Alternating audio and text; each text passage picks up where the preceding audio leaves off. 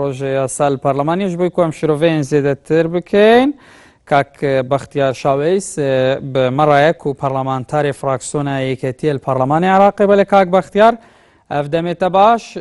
ئەvê پرۆژە یاسایە چ جوداهیەک هەیە دەگەل پرۆژە یاسایە ساڵابووری؟ بەڵێ هەموو کاتێکتان باش زۆر سوپاسان دەکەم لە ڕاستیدا ئەم پرۆژە یاسایە ئەتوانین بڵێن لە ڕووی داڕشتنەوەی بەندەکاری ناو پرۆژە یاساکەەوە وەکو پرۆژە یاسای ساڵی ڕابردووە بەڵام ئەوەی کە پەیوەندی بە هەرێمی کوردستانەوە هەیە ئەتوانین بڵێن لە ڕوانگەی ئەم پرۆژە یاسایەوە جارێکی تر پشکی لە ساحەڤەی هەرێمی کوردستان ڕەنگە گەرمبکێشەی بۆ دروست بێ بەداخەوە کە لە ماوەی ڕابردووە نەتواندرا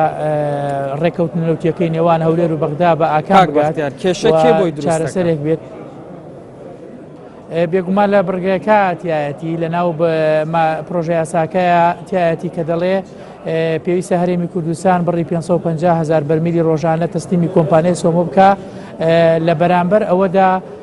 لە ساحەڤە دەخرێتە بواری جێبەجێکردنەوە. ئێمە جیاوازی لە ساڵی ڕابردوودا تەنها موچەی فەرمانبەرانی هەرێمی کوردستان گێرمەی کێشەی بۆ دروستە بوو و دەبڕا بەڵام ئێستا دەبینین لە ئەنجامی ئەم حاڵەتەوە کە ئێستا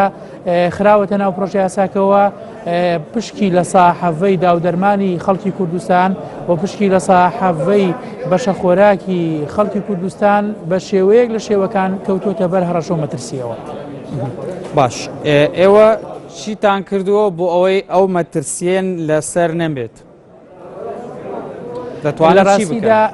دوێنێ ئەوەی کە ئێمە کردومانە تا ئێستا هیچ نەکراوە چونکە خۆ دەزانی ئێمە لە ناو پەرلەمانین پرۆژە یاساکە سەرەتا لە لایەن ئەنجومەنی وەزیرانەوە مسادەقە ئەکرێ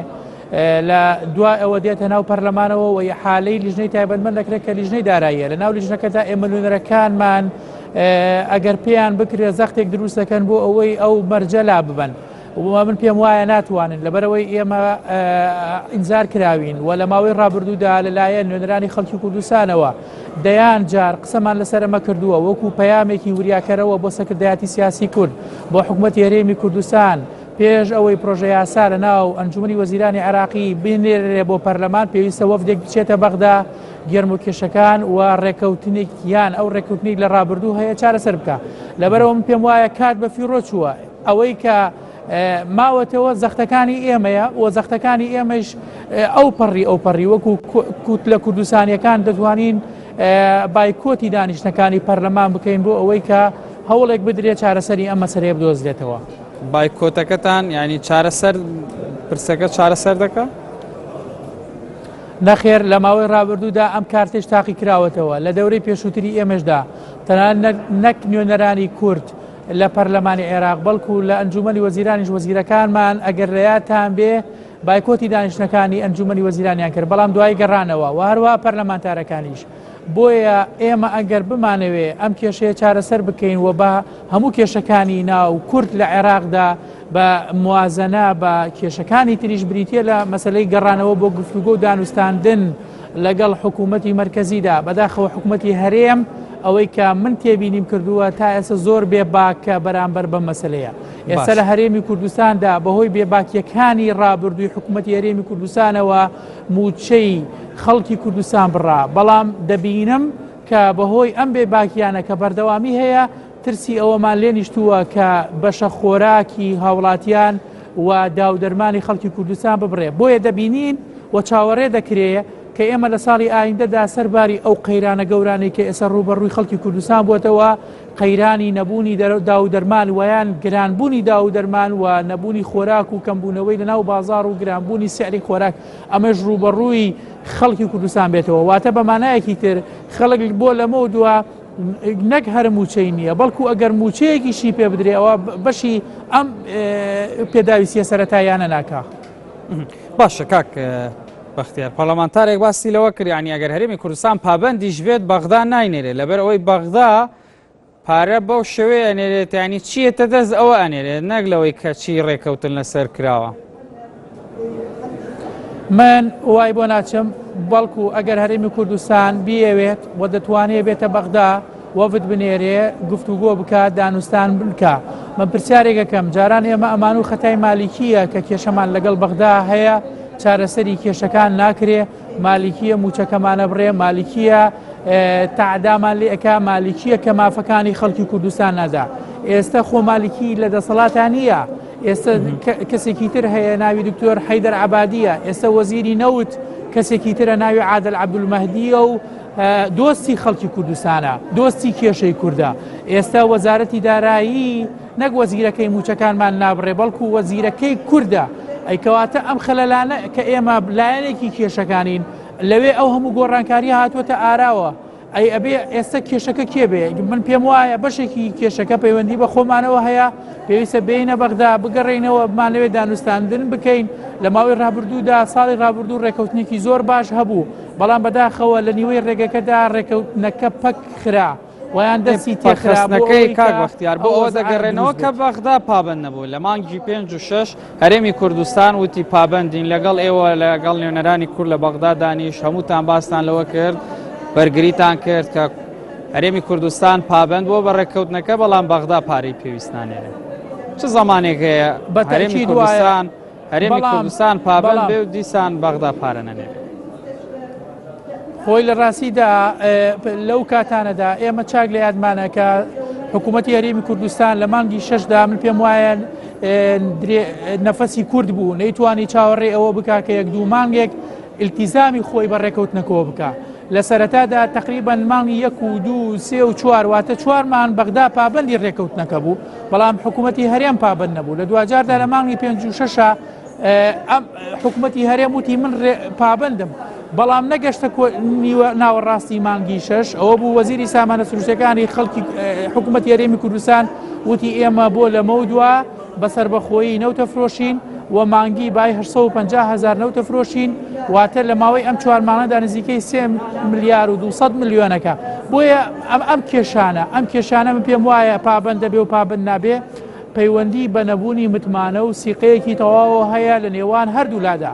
و ئێمە هیچ خیارێکی ترمان لە بەردەسانیە. بەڕێی من بریتە لە گەڕانەوەمان بۆ بەغدا، خۆکە ئێمە دەڵێن وەرنەوە بۆ بەغدا بەمانای تەنازول نایەت، بەمانای ئەوەیە بێن لە بەغدا داوای حەقەکانی خۆمان بکەین، قەناعەتیان پێ بکەین لە ڕووی دەستوریەوە. لایەنی سێم ئەمریکەکان لە تۆیەگرتوەکان ئەمانە بانگێشتی دانوستانەکانمان بکەین بۆ ئەوەی چارەسەرێک بدۆزینەوە، چونکە کارتی دووەممان ویان خیاری دووەممان کە بریتی بوو لە فرۆشتنی نەوت بینیمان ئێستا نەوتە فرۆشین بەسەر بەخۆ، بەڵام لە هەموو کاتەکانی تر لە جاران وەزعمان خراپترە لە ڕووی پێدانی موچە، لە ڕووی سەربەخۆیی ئابووری، لە ڕووی ژێوی خەڵکی کوردستان. باشە کاک بەختیار، ینی باز لەوە دەکرێت هیچ جیاوازیەکی وای نییە ئەم پرۆژە یاسایی بودجەی ینی ساڵی 2016 لەگەڵ 2015ەیە، ینی بەڕای ئێوە هەرێم بە شێوەیەکی سربەخۆ نەوت بفرۆشێ یاخود لە ڕێگای سۆمەوە، کامیان لە قازانجی هەرێمدایە؟ ئێمە هەردوو لاکەیمان تاقی کردەوە، واتە ڕێکەوتنەکەمان لەگەڵ بەغدا هەروەها لە هەردوو حاڵەتدا کاک بەختیار موچەی خەڵک هەر نەئەدرا، بار و گوزەرانی خەڵک و کارمەند و فەرمانبەران هەر خراپ بوو. ئێستا چی بکرێت؟ بەتەکید وایە، بەڵام بیرمان نەچێت خراپ و خراپترینەیە ئەوەی کە ئەو خیارەی کە پێی وایە نەوت بە شێوەیەکی سەربەخۆ فرۆشین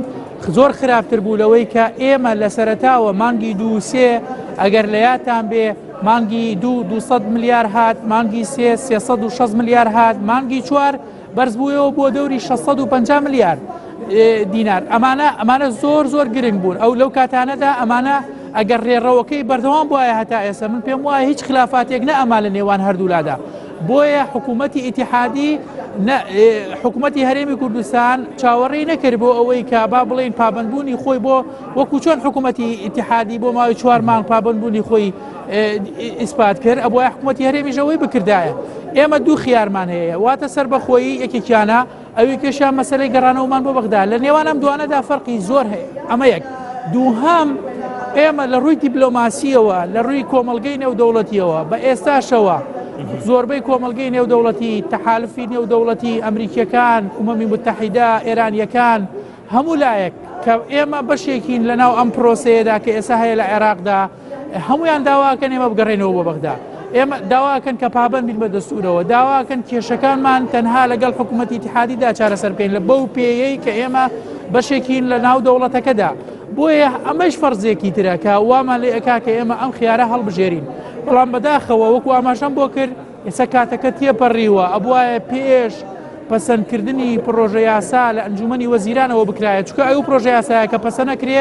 لە ناو پەرلەمانە ناتوانێت ئیزافات کرێتە ناتوانێت مناقلات کرێ واتە بابێک لە شوێنێکەوە بۆ شوێنێکی تر بگوازرێتەوە و هەروەها دەتوانرێت کەم بکرێتەوە. ئێستا کاک بەختیار کورد هەردوو ڕێگاکەی بەکارێنەوە نە لەگەڵ بەغدا نە بەغدا هیچی بۆ کرد نەخۆشی هیچی پێکرا ڕێگای سێم چییە بەڕای ئێوە لەم قەیرانە دەرباز ڕێگای لێرەدا من ڕێگەی سێم نبینم یعنی ڕێگەی سێم وەکو ئاماژەم بۆ کرد بریتە لە هەر گەڕانەوەیە هەر ڕێکەوتنە پێ باشە بگەڕێتەوە بۆ بەغدا زۆر گرنگە بگەڕێتەوە ئاگاداری ئەوە بین ئێمە ئەگەر لە مەسلەی نەوت و سربەخۆیی ئابووریشە ئەبێ بگەڕێنەوە نەگەر لە ئەمادا بەڵکو لە مەسلەی کەرکووکمان هەیە ناوچە کێشە لە سەرەکانمان هەیە استحقاقی پێشمەرگەمان هەیە یعنی ئێمە کێشەی نەتەوایەتی و نیشتیمانیمان لە ناو عێراقدایە خۆ ناچین لەگەڵ لە ئەنقەرە گفتوگۆ لەگەڵ دەسەڵاتدارانی تورکیا بکەین لەسەر ساختکردنەوەی کەرکووک و ناوچە کێشە لە سەرەکان سبێنێ داعش لەو ناوچانە نامێنێ بەریەکەوتنی نێوان پێشمەرگە و حەشدی شعبی دێتە پێشەوە ئەبێ ئێمە هەوڵ بدەین لە ئێستەوە ئەو دیالۆکە دروست بکەینەوە ئەو تێزەی کە من دوێنش لە وتارێکا وتومە تێزی جەنابی مام جەلال ئەبێ هەمومان بگەڕێنەوە بۆ ئەو تێزەی کە ئەو بەکاری ئێهێنا لە بەغدا کە بریتی بوو لە سیاسەتە نەرمەکەی خۆی بۆ چارەسەرکردنی کێشەکانی کورد لە ناو دەوڵەتی عێراقدا لە چوارچێوەی دەستورێکی دیموکراتیدا. باش ئێستا تێزەکەی مامجەلال لەسەر گۆڕەپانی سیاسی عێراق نەماوە تێزەکەی ئێوە شوای کردووە کە بەشە خۆراک و بەشە دەرمان و کۆمەڵێک شتیکەش لە عێراق لە هەرێمی کوردستان ببڕێت عێراق چۆن ئەمە حەلەکرێت چارە چییە؟ من پێم وایە ئێستا لە ڕاستیدا تا ڕادێکی زۆر بەهۆی ئەو کێشارێکە لە هەرێمی کوردستان ڕوویاندا بەداخەوە لەم یەک دوو هەفتەی ڕابردوودا یعنی مەسلەی چارەسەرکردنی ئەم مەسەلانە وای لێ هاتووە تا ڕادەیەکی زۆر خیاری دووەم و سێمە ئێستا ئەولەویەت لە هەرێمی کوردستانە بۆ ئەوەی لە ناو خۆماندا کێشەکان چارەسەر بکەین چ جای بێن بۆ بەغدا بۆیە زۆر گرنگە لەگەڵ چارەسەرکردنی کێشەکانی ناوخۆی هەرێمی کوردستاندا بە زووترین کات وەکو ئەوەی کە ئاماژەم بۆ کرد گەڕانەوەمان بۆ بەغدا بۆ حکوومەتی ئیتیحادی بۆ ئەو چارەسەرکردنی کێشەکان. بەڵێ بەختیار شاوێس پەرلەمانتارێ فراکسۆنا یەکێتی پەرلەمانی عێراقێ گەلک سپاس بۆ شرۆڤێنتە.